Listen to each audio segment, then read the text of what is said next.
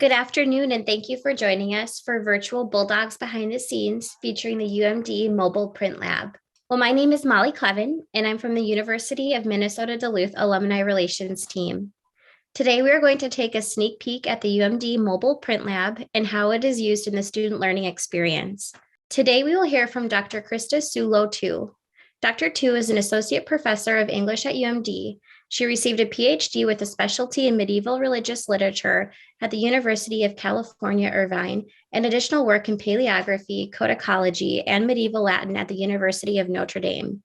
At UMD, Dr. Tu teaches courses on early British literature, Chaucer, Shakespeare, material book history and culture, King Arthur, and the history of the English language. It is now my pleasure to welcome and hand it over to Dr. Tu. Hi, everyone. Thank you for joining us for this session. Maybe you've already been at one of my other sessions on the King James Version of the Bible or the Geneva Bibles, so it's great if you're following us again. Anyway, in this session, I'm going to talk a little bit about how theory meets practice in the Mobile Print Lab. It's part of my teaching responsibilities at UMD. It's a great opportunity. It's a kind of a, well, we don't have an actual lab, so there's an opportunity out there for anybody who wants to get on board with this project and give us a real home. But it helps us, this Mobile Print Lab, it helps us teach book history, textual editing, and ideas and topics and all sorts of aspects of the literary marketplace. We do it from the perspective of historical print and manuscript, the historical print and manuscript era, because it gives us the sort of widest perspective on all of the different things that textual editors and book editors and literary editors have to do to bring a book from its inception in, for instance, the mind of a writer, all the way to the marketplace, and have it show up on a bookshelf at, say, Barnes and Noble or in a in your shopping basket from Amazon. So we're gonna talk a little bit about a class that I just taught using this lab, and a lot of it, we spent a lot of time with the mobile lab. Here's the printing press itself that gives us the sort of culminating experience for students. It's a Chandler and Price hand-fed platen jobbing press that was this one's in the new style that, as you can see, has, well, you can't see from that angle, but it has these plain spokes. And so it was made between 1910, 1920. The Chandler and Price company was founded in 1881 in Cleveland, and it produced these presses all the way through 1964. They were so popular that they became the basis for a lot of the textbooks that schools and shops and things like that used in learning how to use a printing press. So they were real market standard. And it was thanks to a very generous grant from both the University of Minnesota's Imagine Fund and also from the National Endowment of Humanities that has provided for a lot of the equipment in the Mobile Print Lab. So in our lab for this class, which was a class called Publishing the Middle Ages, we had a through line that provides sort of the lesson plan and guiding principle of the class. Students learn about textual editing and the entire editorial process by actually reenacting the stages of historical textual production and reproduction.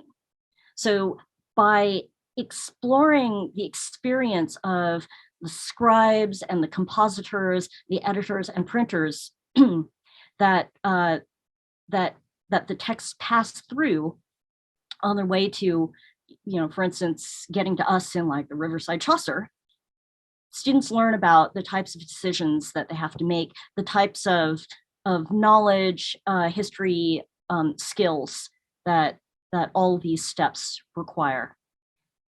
We start out with the idea that we're going to reenact the stages of production for a poem. The poem is known as Chaucer's words to his own scribe, Adam Scrivane, or sometimes it's known as Adam Scrivane, Chaucer's words to his own scribe.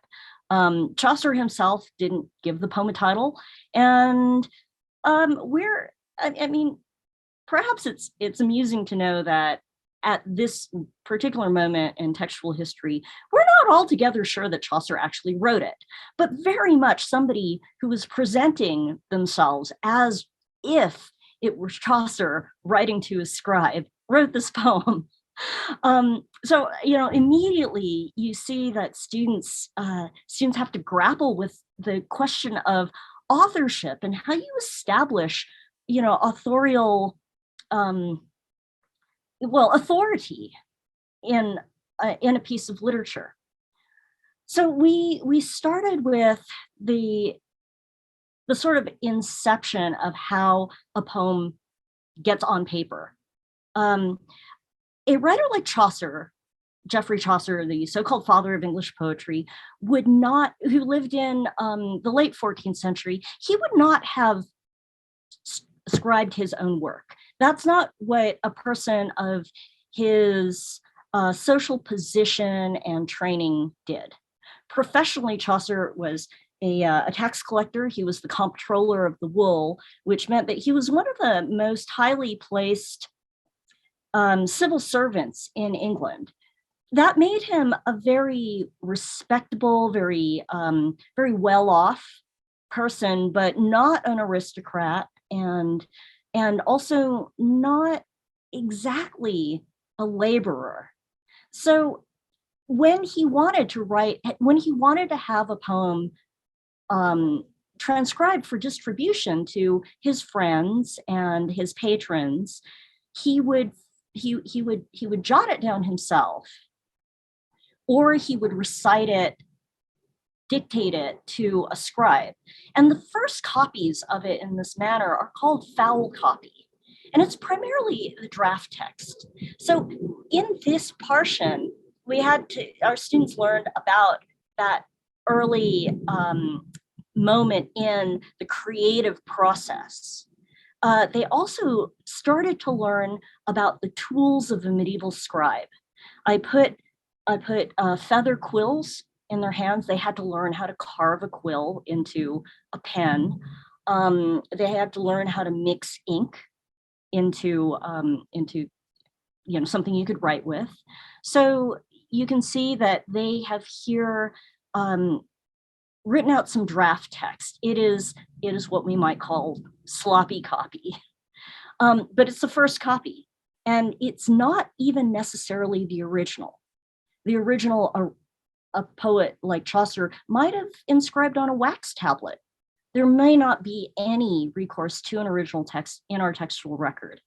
So we start with that, and they are starting to learn about those tools and what types of impediments exist for the medieval world and scribal reproduction.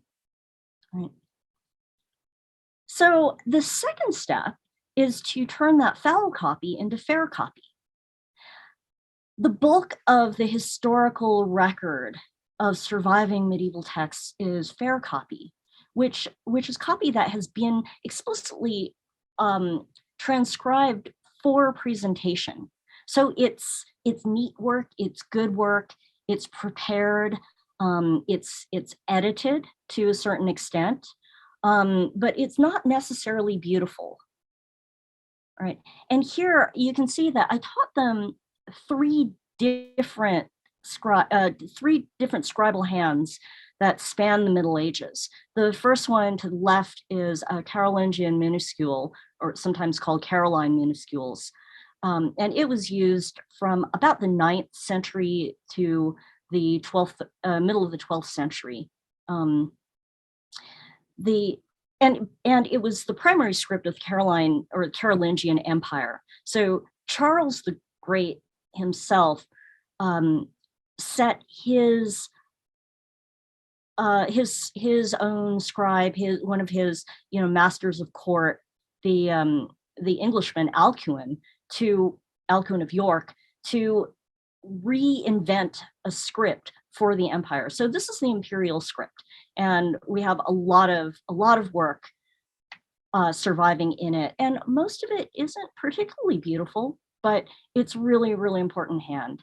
The students learn a little bit about the preceding scripts so they can see what features of this new script enabled the learning program, the educational program, and the dissemination of texts in the Caroline Empire based on this script. The one in the middle is a Gothic text. We call it Textura Quadrata, and it's the primary script. There are some variations, but this is the basic look of scripts from what we think of as the High Middle Ages, from the 12th through the middle of the 15th century, primarily Latin texts, religious texts, court documents, things like that are produced in this type of script. And then on the right, you'll see the same poem that is transcribed in a script called Batard, or sometimes it's called secretary hand. Basically, if it was done in French, they call it Batard. If it's done in English, they call it secretary. It's a script that was used in the 14th through the 16th centuries for vernacular literature, primarily. Vernacular, not just literature, but vernacular writing of all sorts. So that helps them understand, like, even what script you're going to use is negotiated by the type of thing you're transcribing, by the time period that you're working in, by the constraints of your budget. One of the things they note right away is that you need far less writing surface to write in Textura Quadrata than you do to write in those Caroline minuscules. All right, so finally, they get to the fun parts, which are deluxe copy. And in this portion of the exercise, I gave them a historical brief on a particular real-life medieval figure, and told them that they have to transcribe this poem in their best hand, using some types of real medieval style pigments, and even a little bit of gold leaf. They had to decorate it, illuminate it, illustrate it, make it to order as if this historical figure had commissioned their piece. They got different budgets to work with, so this brought in like a facet of the economic relationship between the producers and the patrons of medieval literature. And they had to think about what types of decorative elements a patron of these various different statuses would have been interested in seeing in their script. So it also helped them understand why deluxe copy, while it was the tiny minority of all texts ever created, nonetheless has such a gigantic hold on our imagination when we think about books from the Middle Ages, from before the era of print, and why they are overrepresented in the historical record. Right? Relatively, a larger percent of these deluxe copies survive than the fair copy that was ever made, because obviously it's very beautiful, and it often resided in these very private collections. So, moving on then, I know you're anxious to see how we work. This portion, these are 3 of my students in this class working with type. They are setting type, usually compositors, as we call people who set the type, work in teams, and you can see that They have what's called a California job case in front of them. They have edited that poem into a kind of a composite text that they're working from. So they had to make a lot of decisions as editors before they started to set the type. And you can see one of my students setting the type. You have to set type backwards and upside down so that it will print the mirror image of it. And they're working with that. It's a little bit fussy. They were surprised at how small the type was and how difficult it is to sometimes tell which letter is actually which. You can see from this process, or they very strongly felt from this process, what it meant to mind your P's and Q's, and also your D's and your B's, and all the letters that can get turned around as you pull them out of the box. As you look at the box, you can see the more common letters, commonly used letters, are in the bigger compartments, and the less used characters are in the smaller compartments, along with the numbers and the punctuation and the spacers and things like that. So that's it's a nice example of how you pack this this composing stick, as we call it, with the type, and then we'll see after that they're going to move that type into this this chase. That square thing is called the chase. What's the yellow egg for? It's got silly putty in it, and it helps them figure out what letter they're looking at by stamping it into the soft clay. So here I'm going to show them how to move it, and I'm looking at it and telling them, oh, look, do you see right there? You haven't actually left justified it. Do you want the first two lines inset relative to the other lines? Because again, it's backwards and upside down. And they said, no, we don't actually want that. But how do you know? So I brought out an old compact mirror, and this is how scribes used to, or compositors used to check their work. You would look at it in a mirror so that you could see if it's correct. And they really did decide that they wanted to redo it. So they did, but eventually we got it into the chase, and we packed it with furniture, those blocks of wood and the little metal pieces in there, all called furniture. And then you can see me here locking it in place with what we call coins and keys. So, and you can see from my hands that I'm filthy because it's metal type and the ink is very sticky to adhere to the metal type. We often forget that when Johannes Gutenberg invented the movable type, he actually also had to invent different type of ink that would adhere to the metal type, right?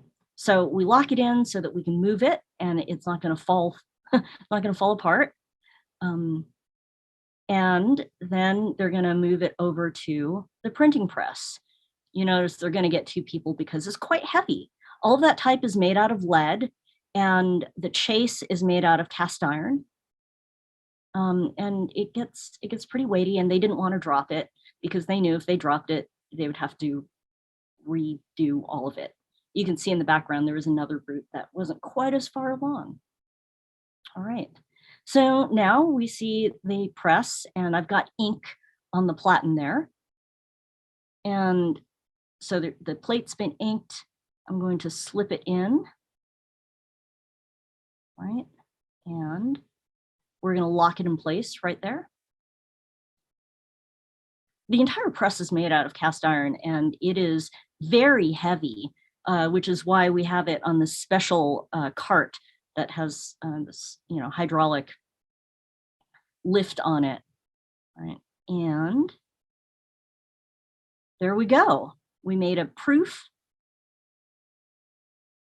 and they're all kind of excited to see that they made a print.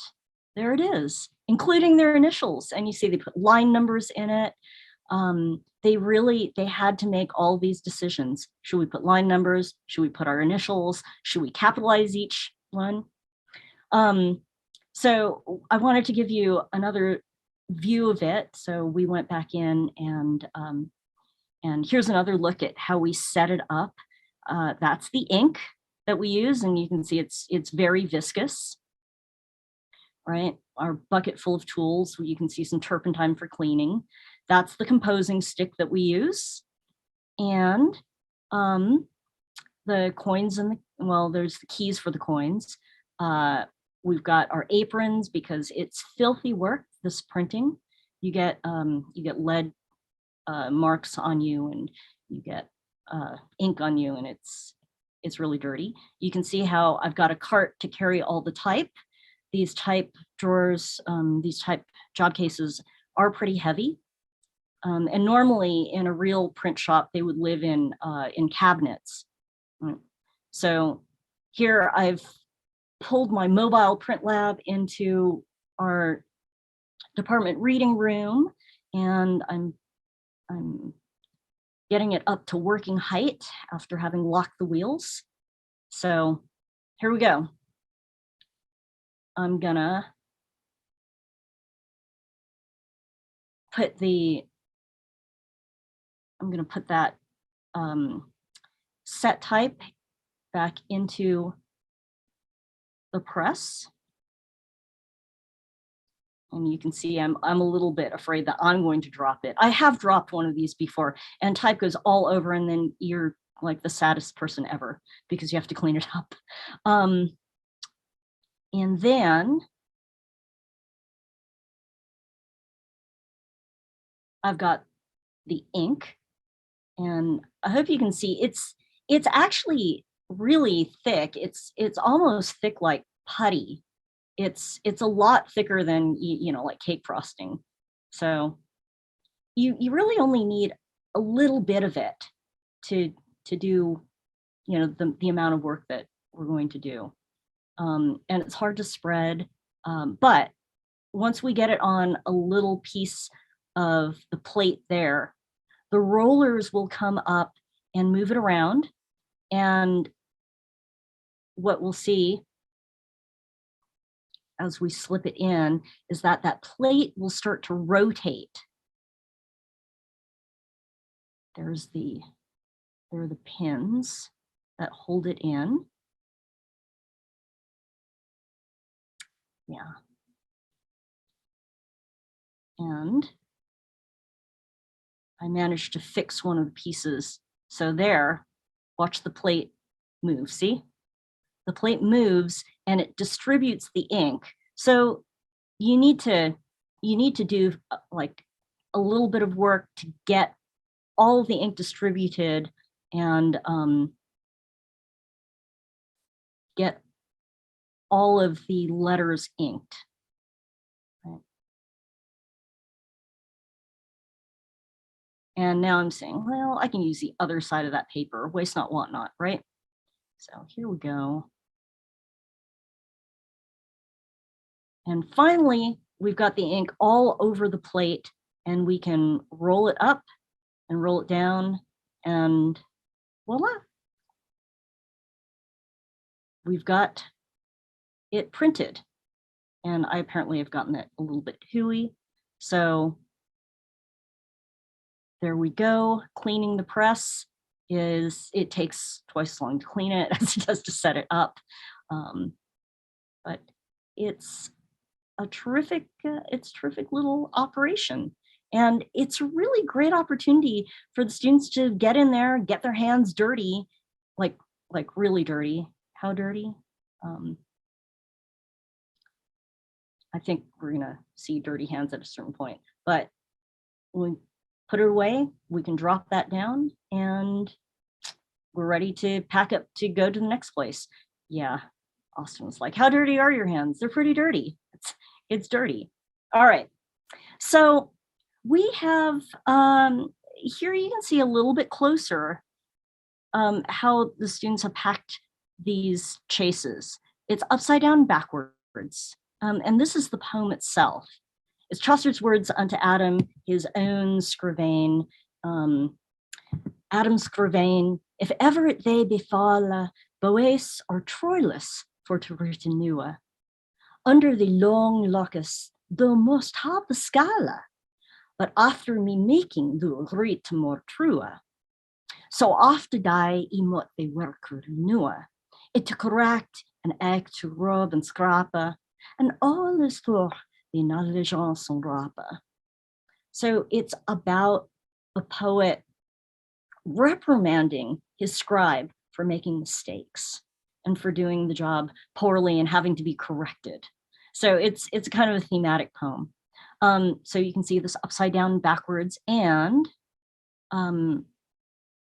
the other group never quite packed it on all sides. This shows that we need more furniture. They needed to put more locking mechanisms around it. The type really needs to be locked in on all sides.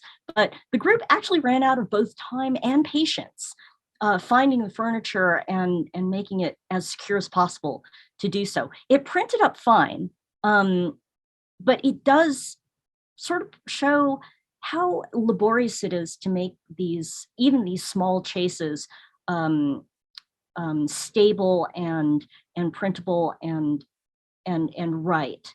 That first group, and well, actually both groups took really almost 4 hours to set 7 lines of type into this chase and lock it in. So we can see their outcomes here. That's what group 2 looked like, and we can see the typesetting errors that they made. It's a good example of why printers print proofs before they go ahead and make a final run. You can see that they had too much space between the first and second lines, and they would need to readjust the spacing furniture. You can see that they got some letters upside down, and how hard it is to see when you're working upside down and backwards that you have everything, actually correct. So sometimes letters got upside down. Sometimes they mistook, in the first line you see Adam scrivane ever it, they befall. The I and the it, they had accidentally grabbed an exclamation point instead of an I and had it turned upside down for the I. But you can see the variety of different problems that you get when you print, and sort of how technically difficult the job is. So then our next one, you can see the editorial decisions that the group that finally got everything almost exactly as they wanted it worked it out. They chose to include line numbers. They chose to include punctuation. The group before chose to not punctuate anything. And it wasn't just because they didn't want to. They chose to not punctuate it because they chose to try to most accurately represent what a medieval reader would see on a page, except that in print. Medieval scribes, by and large, didn't use type punctuation that we have. So that was a decision. Whereas this group decided that they wanted their text to be most legible for a non-expert audience. So they put in the punctuation and they put in line numbers. So there's a lot of editorial decisions that they learned to make. So in the end, I asked them to write about what they learned and what this process taught them. And this answer, this response to that question, it made me well up a little bit. It brought a little tear to my eye, because this student said that she said, I think every public school, either middle or high school, should have to take at least one day in their English or history class to do a manuscript early printing workshop. This student was transformed by these exercises. The student says that the way that I think about books, print media, fonts, writing utensils, even text messaging has been forever changed. The student was sad that it took until her junior year to come into this class, which is an upper division class. And indeed, I've been thinking about that feedback from her as a way to think about maybe offering a version of this class at the lower divisions in addition to the upper division. It's not just about the literature, it's about the technology, right? And the dissemination, the typewriter, the computer, the keyboard, how information spreads, and the ways that people still find new ways for text to circulate throughout communication channels other than hard copy books and papers. She really thought about the ways that the holding medium for this literature is a technology. The practicality over a book, or what what scholars call a codex over a scroll. The way in a scroll you can't bookmark or use both sides of a leaf to write on. The awkwardness of scrolls to transport. It made her think about how books are securely bound. They're double-sided pages. They're easy to navigate. You can have things like indices and page numbers, right? They're secure, they're safe, they transport easily. If you make them small enough, they can fit in your pocket, right? Later on in the class, they even did a book display of early printed texts from our Ramsayer collection. And if you'd like to see their display, it's upstairs in the library on the 4th floor in the cases at the top of the stairs or in front of the elevators. So I very much invite you to go and look at those if you are able to. Anyway, this is what we learned. And this is what our mobile print lab is able to do for students as far as experiential learning. Thank you for being with us for this, and I'm happy to take any questions. Thank you so much, Dr. Tu, for your presentation on this important and unique topic. We're going to flip our cameras on here and get started. So I think we're going to start with this one. How long does it take to set the type in the set type? Partially it depends on how good you are at setting type. You do start to learn your way around the job case. So I can set type faster than my students can set type, but that's only because I've done it more often. A real compositor could set it very rapidly. Professional compositors and typesetters would be able to grab letters out of the case, out of the job case, without even looking at it, because they would memorize the placement. So in the same way that many of us know how to touch type, maybe it's not as fast as touch typing, but you would have an instinctive, intuitive idea of the layout of the case, and you would know where all the letters are from. My students took about 4 hours for each group of 3 to set 7 lines of type in a 6x9 chase. So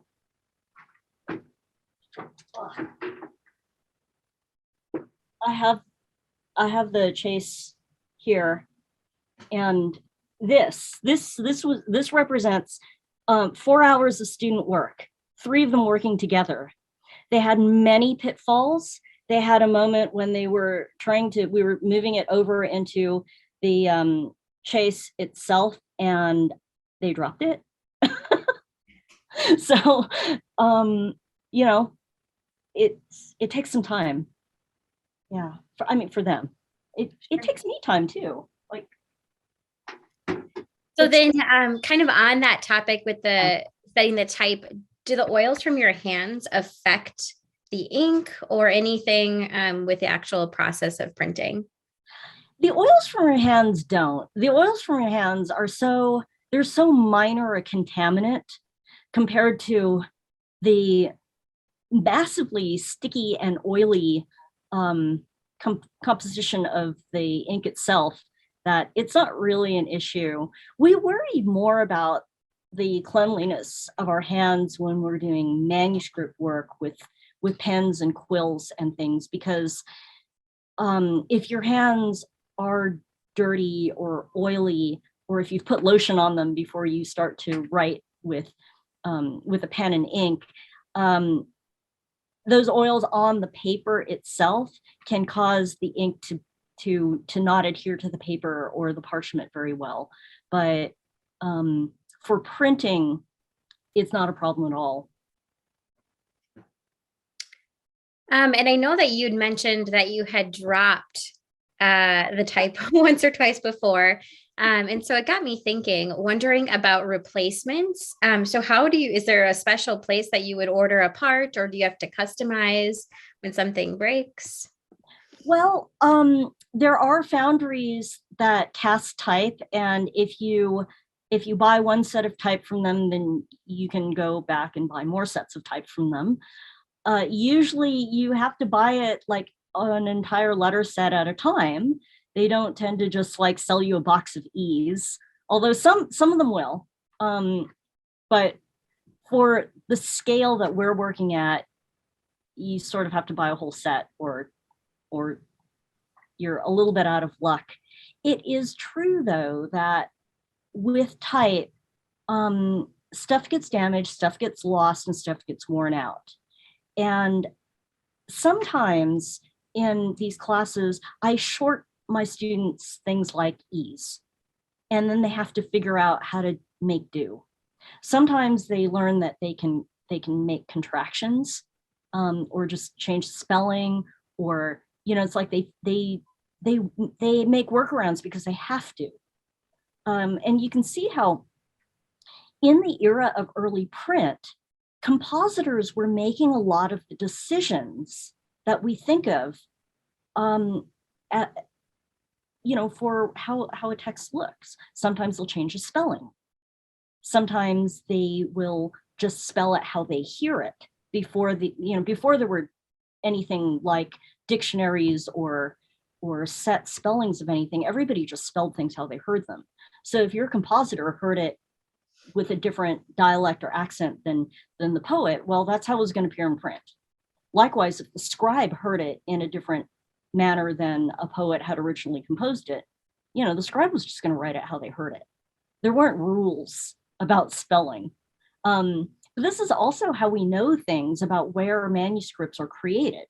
We know that some manuscripts, despite having been probably composed by poets in one part of England, were scribed by scribes in a different part of England, because they had obvious different dialectical markers in the transcription. A lot of the compositors that were working in early English print shops came from the Netherlands, or from the German lowlands, and so we see a lot of the dialectical and linguistic markers of those languages in our early print work, as they fitted the type to the way they understood language working. And there's some really interesting and important research right now about the early print world, the origins of the compositors that were working in England in this early print industry, and how they're responsible for a lot of what we think of as early modern English that gives us the English that we use today. So I actually use this mobile lab not just to talk about publishing concerns in my publishing print culture courses, but in my history of English language courses, we also use this equipment, and we use this experiential learning to talk about how language changes in response to the technological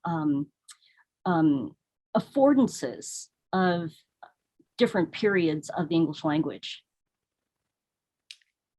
So on that topic, just thinking about this style of learning, and I know you'd mentioned historical reproduction. So learning to carve a feather pen. Does any of your classes, do you ever bridge the gap and blend courses together. So learning to create paper and kind of starting from the beginning all the way through using the mobile print lab. We haven't been able to make paper. I would love for us to be able to make paper, but until we have a permanent lab with the right sort of wet room facilities to make paper. Paper is it's a wet process.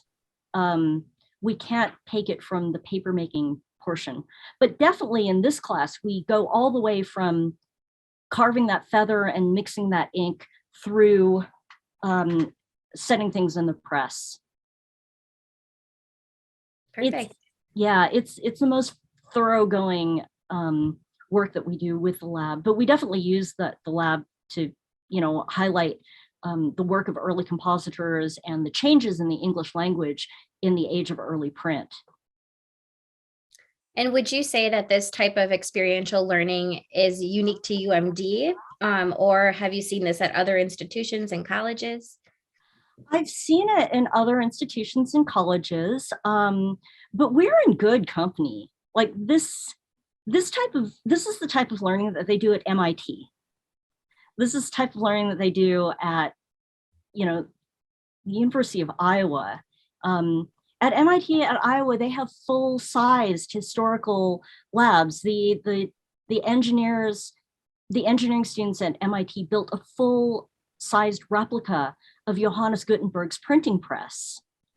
And they use it in exactly the ways that we use our small and more modern press, but they're doing the same types of work. The University of Maryland also does this type of experiential learning. And in fact, earlier this spring, I was invited to go give a workshop there about manuscript production. So I did a medieval manuscript production workshop with them. And then later on in the semester, they were going to use their printing press to do the back half of this. So it does go on in other places. We're really the only university in this area that I know of that does this stuff. I don't even really think that the Twin Cities campus has this type of curriculum explicitly. Good to know. And I guess, again, following, just wondering about the class, is the mobile print lab available to all students, or is it only available for this class? Is there maybe a club potentially being formed? If you can comment on that. It is available to a consortium of faculty that have all been instrumental in developing it and consulting with it. For instance, David Short, my colleague in art and graphic design, who designed this beautiful poster on remixing Shakespeare.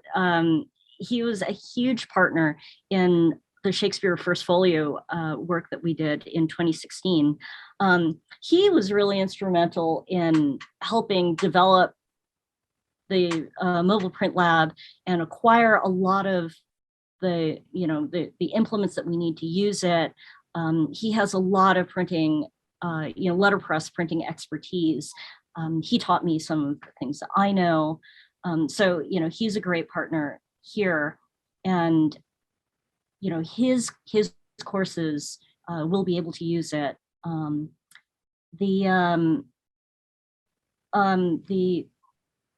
The students that end up in my publishing and print culture class actually come from all over campus. This particular class had students from political science, from history, public history especially. There were students who were, there was one biology major who took it, a linguistics major. So they do come from all areas of campus. And I put it out there that our literary guild would be welcome to use the mobile print lab to, run off, boutique editions of some of their poems. and things. So yeah, we do intend to have it in wide use. Obviously, having an actual lab so that it's perhaps a little bit less mobile will help us do more work with more people in more classes with more students. And do you think that there'd ever be an opportunity for the public to take a class or be able to interact with the press? Yes, I very much hope that we'll be able to do that. Especially if we can get an actual lab. I would love to run some summer courses for the community. I would love to have community members in to put hands on it and to see the type of, to experience the type of learning that our students experience by using this. I think it could be a really exciting way for our programs to interact with the public.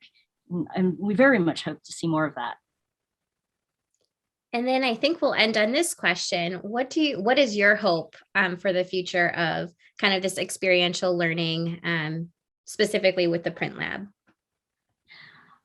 My hope is that experiential learning gets us out of our disciplinary silos, that it puts more engineers and chemists and students from all over campus in with more English majors and history majors and social science majors, working together in these teams to print things, to learn about the technologies, to see how our modern information society requires all hands on deck, right?